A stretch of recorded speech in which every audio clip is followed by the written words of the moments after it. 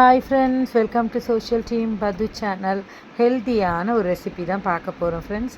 இப்போது summer vacation பசங்கள்லாம் வீட்டுக்கு வந்திருப்பாங்க. ஈவினிங் ஸ்நாக்ஸு இல்லை மார்னிங் ஒரு ஹெல்த்தியான ஃபுட்டு பிரேக்ஃபாஸ்ட்டுக்கெலாம் இது சூப்பராக இருக்கும். கருப்பு காராமணி இந்த மாதிரி கடையில் வாங்கிக்கோங்க. ஒரு 6 மணி நேரம் ஊற வைங்க. கையில் எடுத்து அப்படி புட்டோன்னா 2 அது வரணும், அந்த அளவுக்கு எடுத்துக்கோங்க. ஊற வச்ச தண்ணியோடு அப்படியே குக்கரில் போட்டுக்கோங்க. அந்த காராமணி நல்லா முழுகிற அளவுக்கு இருந்தால் போதும். இது ராஜ்மா மாதிரியே இருக்குங்க, நல்லா பெருசு பெருசாக இருக்கும். இந்த மாதிரி காராமணியை பார்த்து வாங்குங்க. ஏன்னா வெந்த பிறகு அவ்வளோ அருமையான டேஸ்ட்டுங்க. இதுக்கு தேவையான அளவு உப்பு போட்டுக்கோங்க. உப்பு போட மறந்துடாதீங்க. ஏன்னா அதுக்கப்புறம் இந்த மாதிரி பயிர் வகைகள்லாம் முதல்ல நம்ம உப்பு போட்டுக்கணும், அப்புறம் உப்பு போடுறது முடியாது. So 4 to 5 sound. ஏன்னா 6 மணி நேரம் ஊறி இருக்கு இல்லையா, சூப்பராக இருக்கும். இங்கே பாருங்கள், நான் எடுத்து காமிக்கிறேன்.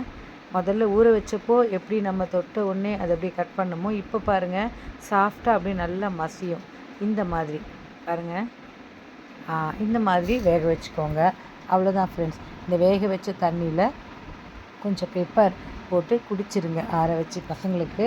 ஏன்னா அதில் அவ்வளோ சத்து இருக்குது. கடாயில் எண்ணெய் விட்டுக்கோங்க. கடுகு, சீரகம், காஞ்ச மிளகாய் கிள்ளி போட்டுக்கோங்க. அதுக்கப்புறம் பெருங்காயம், கடலைப்பருப்பு, உளுந்தம்பருப்பு, கருவேப்பிலை. இது தாளிப்பு சாமான். எப்பயுமே இந்த சாமான்களை நம்ம சுண்டலுக்கு போடணும். இந்த காராமணியில் நம்ம கிரேவி கூட பண்ணலாம். பட் நம்ம இப்போதைக்கு சுண்டல் தான் சூப்பராக பண்ண போகிறோம்.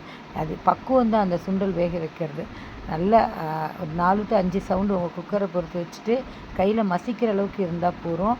கடைசியாக இதில் ஒரு டிப்ஸ் இருக்குது. அதுக்காக தான் இந்த சுண்டல் ரெசிபியை நான் போடுறேன் உங்களுக்கு. காராமணி சூஸ் பண்ணும்போது கூட சூப்பராக பாருங்கள். ஏன் அப்படின்னா இந்த மாதிரி பெரிய பெரிய சைஸில் பண்ணிங்கன்னா பார்க்குறதுக்கு நல்லாயிருக்கும், சாப்பிட்ணுன்ற ஒரு ஆசையும் வரும். நம்ம நிறைய சவுண்டு வச்சுட்டோன்னா இது குழஞ்சி போயிடும்.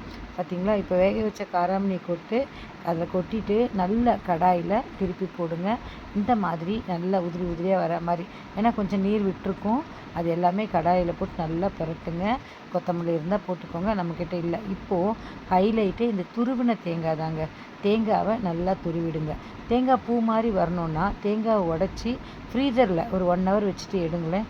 தேங்காய் சூப்பராக இருக்கும். இந்த மாதிரி வெள்ளை வெள்ளையர்னு பூ மாதிரி துருவ வரும். இந்த மாதிரி நல்லா கலந்துக்கிட்டிங்கன்னா சூப்பரான சுண்டல் ரெடிங்க. இதில் ஃபைனல் டச்சப் என்ன அப்படின்னு பார்த்தீங்கன்னா, ஒரு சிட்டிக்கை சர்க்கரை போடுங்க. நாட்டு சர்க்கரையோ ஒயிட் சுகரோ.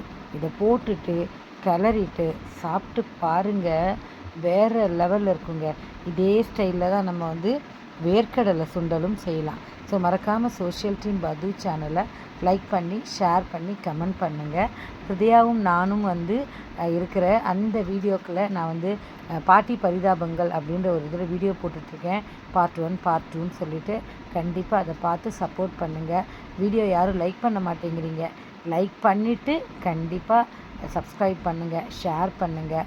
ஸோ நீங்கள் சம்மரில் என்னெல்லாம் உங்கள் பசங்களுக்கு, உங்கள் வீட்டுக்கு வர பிள்ளைங்களுக்கு செஞ்சு கொடுப்பீங்க அப்படிங்கிறத எனக்கு கமெண்ட்டில் சொல்லுங்கள். மறக்காமல் சோஷியல் டீம் பது சேனலை லைக் பண்ணி, ஷேர் பண்ணி, கமெண்ட் பண்ணி எல்லா வீடியோவையும் பார்த்து வாட்ச் ஹவர்ஸ் இன்க்ரீஸ் ஆகிறதுக்கு ஹெல்ப் பண்ணுங்கள். பாய்.